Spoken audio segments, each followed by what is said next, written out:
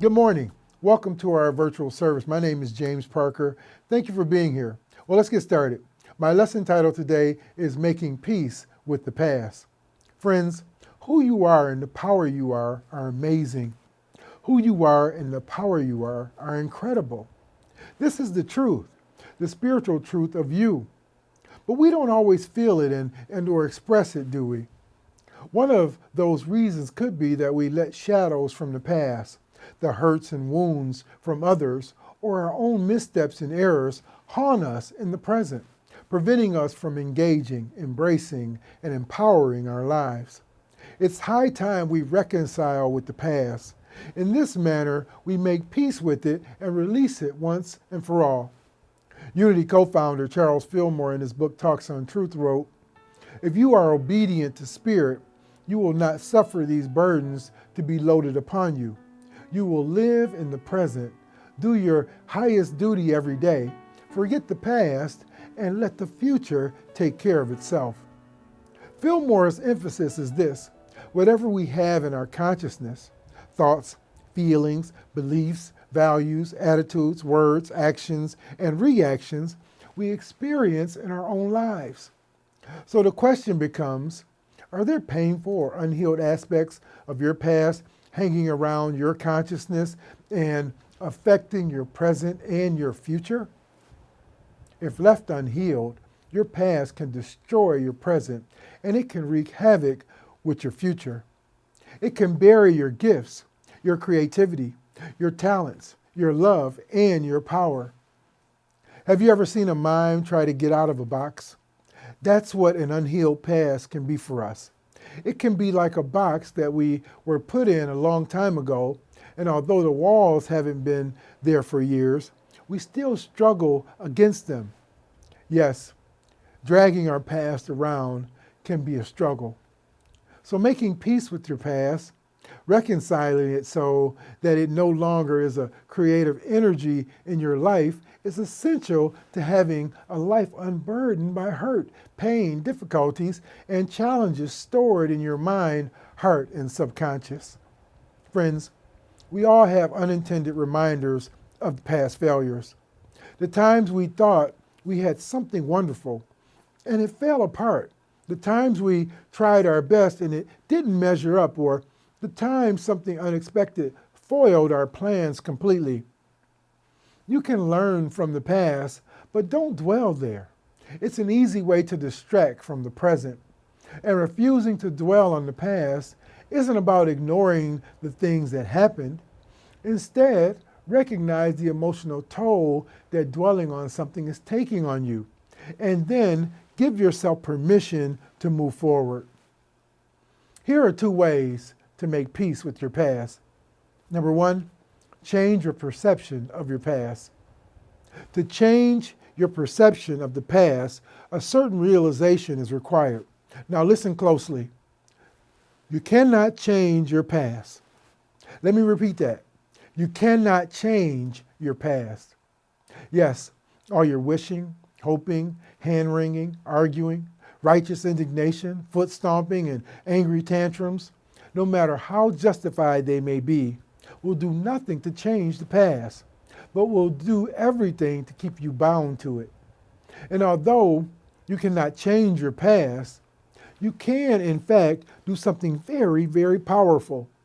You can change your perception of it. Because it is only your perception of the past that has power over you anyway. We really do interpret everything in life. And the situations or experiences that happen really have no meaning other than the meaning we give them.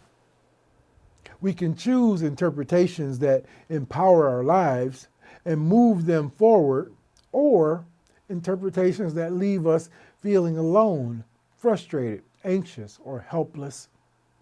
There was a young man who had become a paraplegic, and then through a freak accident, he became a quadriplegic. Someone asked him one day, "Doesn't your physical condition color the way you look at life?"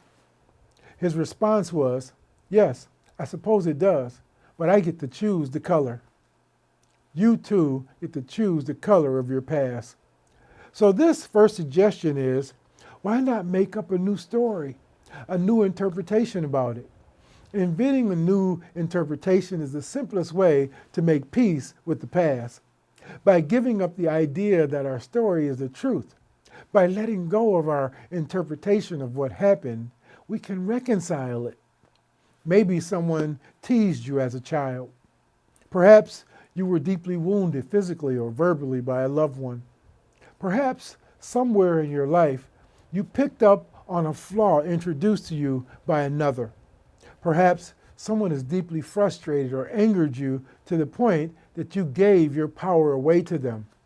For instance, thinking you're not good enough or smart enough or pretty enough, or that you are not deserving of love because someone told you you weren't. Maybe you've become angry with someone, and instead of working through the experience, you hold on to the feeling, blame that person for your discomfort, and inevitably give that person your power, which most assuredly they don't want. I mean, how many times has the story in your head or the interpretation of some event you created in your consciousness held you in bondage and kept you from truly and lovingly advancing mentally, physically, emotionally, or spiritually? It's up to you to change your interpretation, to get out of your head, let go of the past, and come into a beautiful and very attractive time of peace. However intense or trivial, sit down and write out alternative interpretations. And if you can't think of any, enlist the help of a friend or of one of our prayer chaplains. And here are the important questions. Does this interpretation of my past empower me or disempower me? Does this interpretation make me feel weak or strong? If you have an inner dialogue that disempowers you, that makes you feel weak, angry, or limited in any way, it won't change until you yourself replace it with a positive, powerful internal conversation. Choosing a new interpretation neutralizes the negative vibration. So that's the first suggestion for making peace with the past. The second one is to look for the good. All seemingly negative events are a blessing in disguise. Some of us choose to live under the illusion that bad things happen for no good reason. But pain has a purpose. It teaches us and guides us to higher levels of awareness. Our past is a blessing that guides and teaches, so look for the good in it. My past is a blessing that guides and teaches me. Your past is a blessing that guides and teaches you. Simply put, bless your past and your pain. Whatever you bless surrounds that person or thing with spiritual energy and transforms it into a gift or a goodness. Someone once said, everything that is past is either a learning experience to grow on, a beautiful memory to reflect on, or a motivating factor to act upon. It is important to understand that everything happening in the world is as it should be at every moment. There are no mistakes. There are no accidents or coincidences. Friends, this is how we make peace with the past so that we can empower our lives today. We give it a new interpretation and we look for the good. Charles Fillmore, in Atom Smashing Power of Mind, said, "Do not look at what has been. Lot's wife tried that, and she never got beyond the past."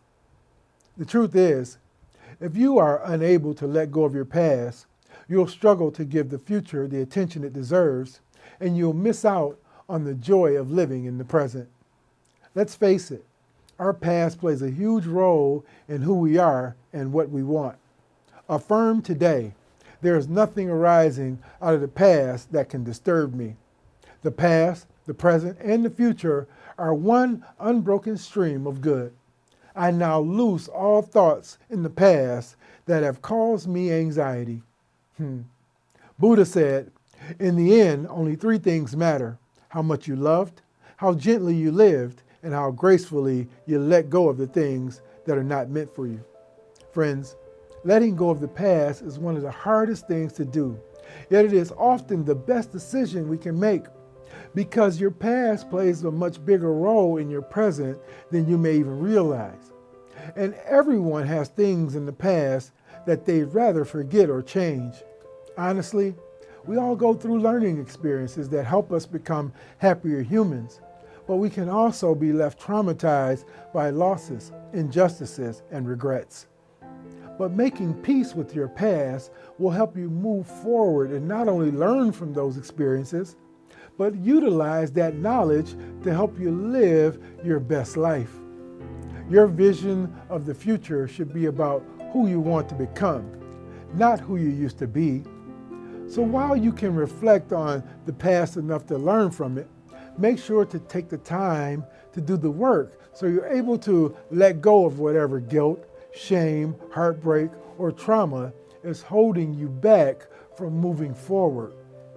Just for today, give your thoughts of things that have already happened a new interpretation, and then look for the good in them.